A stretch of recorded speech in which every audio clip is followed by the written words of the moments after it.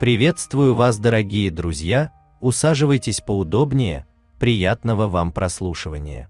Девушка уже 2 года работала медсестрой в местной больнице. Ее жизнь была полна удивительных ситуаций и необычных случаев, но то, что произошло с ней на одном из вызовов, было просто невероятным. В тот день ее бригада получила вызов от старенькой бабушки, которая нуждалась в медицинской помощи. Девушка и ее коллега быстро приехали на место и вошли в дом. Бабушка уже ждала их с нетерпением, чувствуя облегчение, что наконец-то пришли специалисты, которые помогут ей справиться с ее болезнью. Девушка сделала все необходимые процедуры и укол для бабушки, а затем они с коллегой направились обратно к машине скорой помощи. Однако, когда водитель запустил автомобиль, медсестра заметила что-то движущееся в кустах поблизости. Она остановилась и повернулась, чтобы разглядеть источник движения.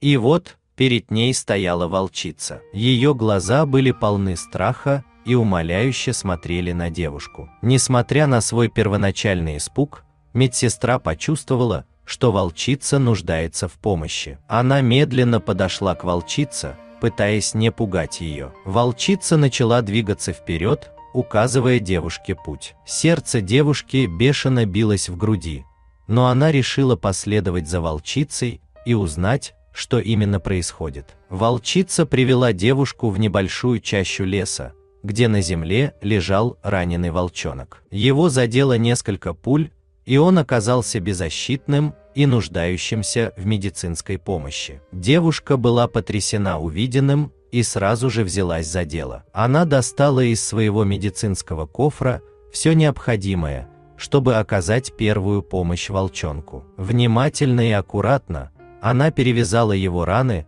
стараясь сделать все возможное, чтобы спасти его жизнь. Когда все было сделано, девушка обнаружила пулю, застрявшую в одной из ран. Охотники, похоже, попытались застрелить волчонка, видимо, с целью забрать его шкуру. Девушка с гневом и отвращением достала пулю, сознавая, что это было бессмысленное и жестокое действие. Она понимала, что волчонок теперь защищен и в безопасности, и надеялась, что он сможет полностью выздороветь. Закончив свою миссию, собиралась вернуться в больницу, чтобы продолжить свою работу. Она погладила волчонка по голове и пожелала ему крепкого здоровья и счастливой жизни. Волчица же, словно понимая ее слова, медленно отошла назад в лес вместе с волчонком. Девушка осталась на мгновение, глядя, как волчица исчезает среди деревьев. Ее сердце было полно благодарности и надежды,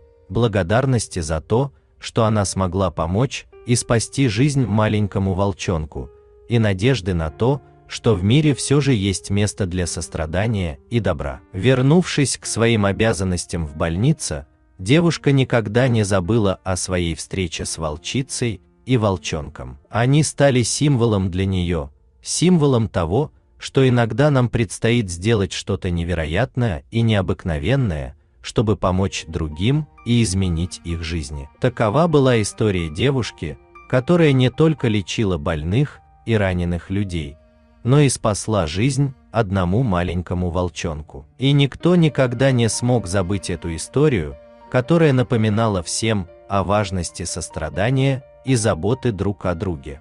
Если вам понравилась эта удивительная история, ставьте лайк, подписывайтесь на канал и делитесь им со своими друзьями, ну и, конечно, не забудьте нажать на колокольчик, чтобы не пропустить новые интересные истории. Всем пока и до новых встреч!